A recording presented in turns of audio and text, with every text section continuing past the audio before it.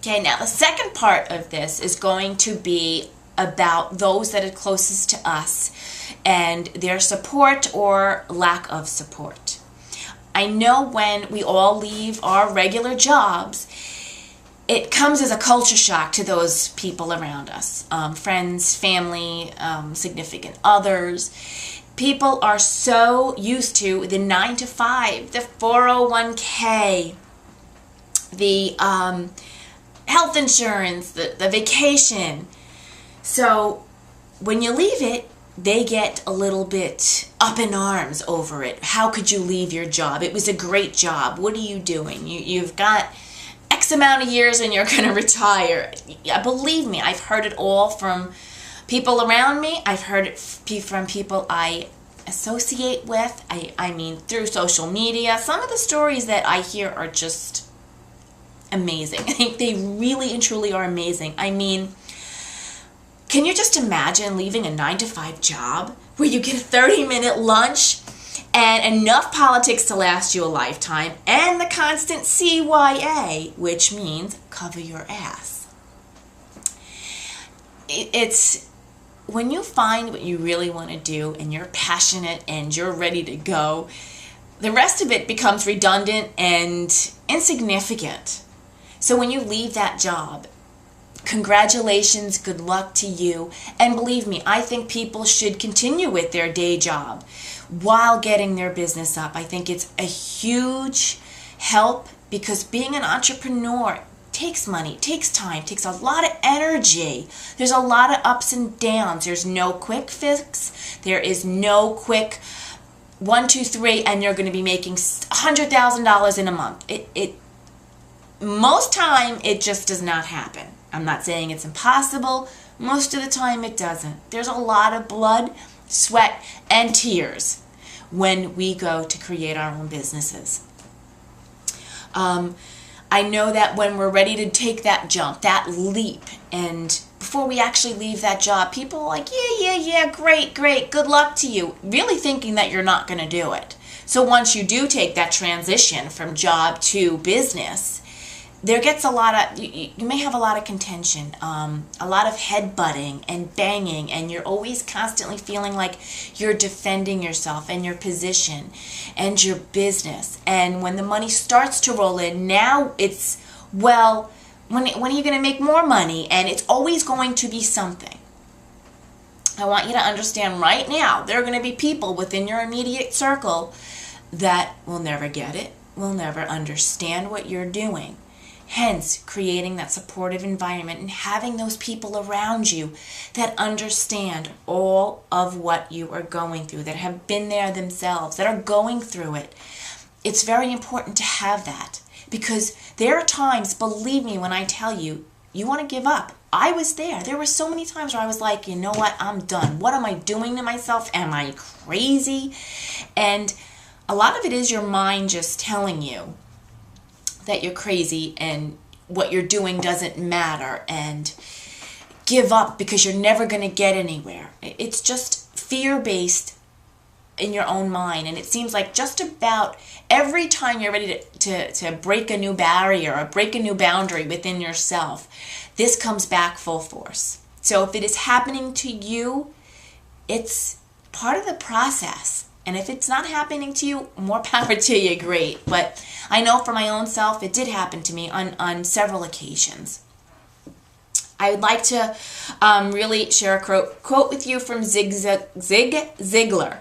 Don't be distracted by criticism. Remember, the only taste of success some people get is to take a bit out of you. And that's the truth. There are many people who want to tear you down while you're going after your dreams. And I want to make sure you are empowered enough and have that environment and have your motivation and inspiration so that when it does happen, it may hurt, it may be upsetting, but you don't give up on yourself or your dreams to please anybody else. It doesn't work. It doesn't. Because you may go back for the moment to please them, but inside it tears you up. So you're going to have to make a choice sometimes about dealing with people and how you deal with people. I want to go through 9 steps. Well, before I do that, I want to go over some of the comments that I've heard about, stop playing at business. Get a real job. How much money have you brought in? Have you made any money yet? When are you getting a real job? Oh, get your head out of the clouds and the above all most famous, I told you so. It kind of reminds me when these people are talking to you of a scene from The Devil Wears Prada. And the first receptionist is talking to the second receptionist saying, I'm hearing this, and all I want to hear is this. So sometimes when these people are talking to you in your head, kind of block it out. Ignore it. Stop it. They need to have their say. Let them have their say. But you choose, instead of reacting to it, respond to it. I'm sorry you feel that way. That is your opinion. It's not how I feel. It's not what I want to do. So don't react and get upset. And in the beginning you may. So understand that you may react and get mad and angry and yell back. But as time goes on, you'll start responding instead of reacting. These are the 9 steps that I do constantly and that started me on the road of creating my environment. 1. Discover your likes, passions, wants, desires, dislikes without the influence of anybody else. Figure this out for yourself. 2. Questioning your beliefs and assumption. What serves you best today, and drop the rest like a hot potato. I want you to bring about awareness to old patterns without berating or judging yourself for having them. Engaging and really listening to others. That was number 3. 4, open communication. I feel, I think. When you talk to people, use statements starting with I. Not you make me feel bad or you make me feel. It's like you're attacking them. They're going to become on the defensive immediately and you've already broken down on communication. So open communication of I feel statements. 5, creating boundaries that honor and respect yourself. Stop the drama and negativity coming from others into your environment. They may have drama and negativity in their lives, but you can choose not to let it come into your life. That's a choice. 6, challenge yourself daily. Perseverance in the face of fear.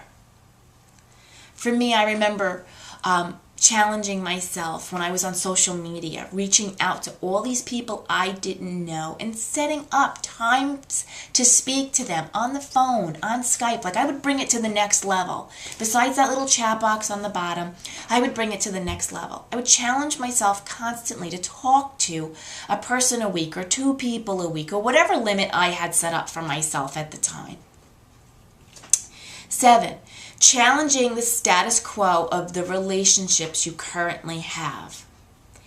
8, again, with examining who is closest to you, how they support you, and what are the top 5 qualities you want in the people that surround you. 9, the ability to release people from your life. Being okay with certain members of your immediate circle who just don't understand, may never understand what you are doing.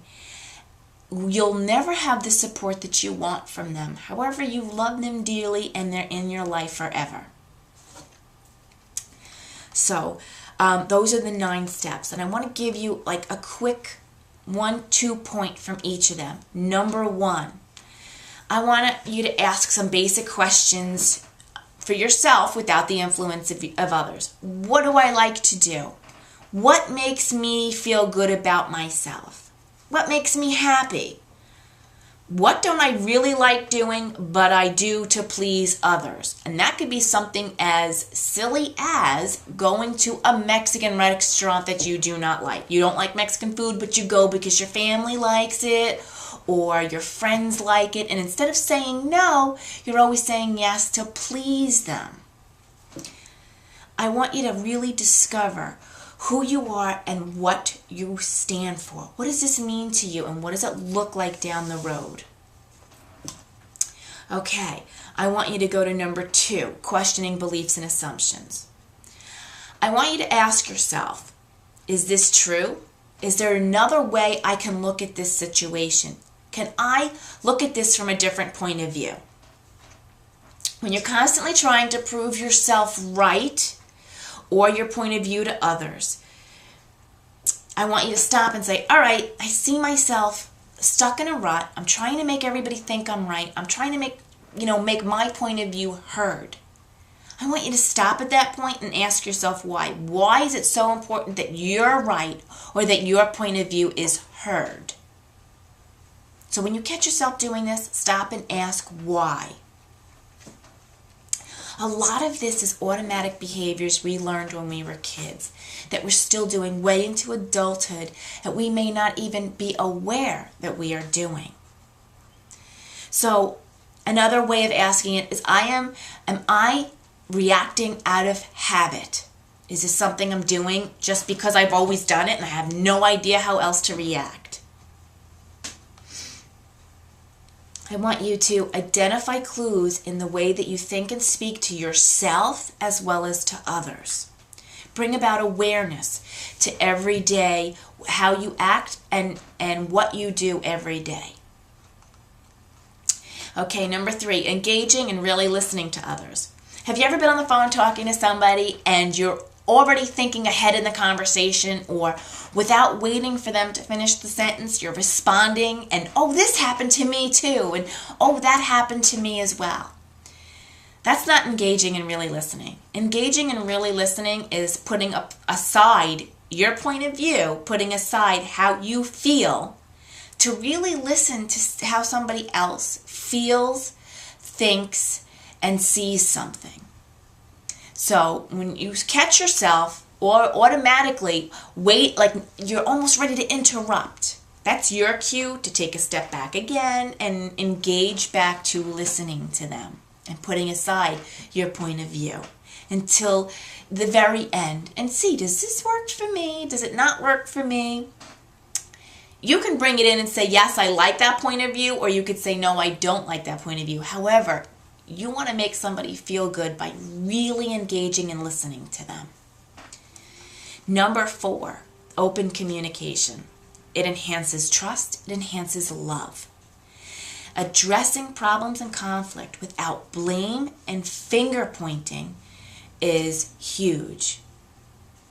So I want you to make some ground rules when you're talking to other people and say, I'd like you to listen without interrupting me. I want you to hear what I have to say, and then it'll be your turn to talk. Shake it up. Change it. If it's not working the way it always has been and you're not being heard and the other person's not being listened to or heard, then stop. And sometimes it's better off to actually leave the conversation entirely for another time if you're that hot and heated about it. And say, you know what, let's come back later to discuss this. I have a great quote from Anthony Robbins, and I think then I'm going to sign off, and again, would love to hear any questions or comments you may have. To effectively communicate, we must realize that we are all different in the way we perceive the world and use this understanding as a guide to our communication with others. We're always going to have different point of views, and there's going to be conflict in our life. It's how we handle it that matters.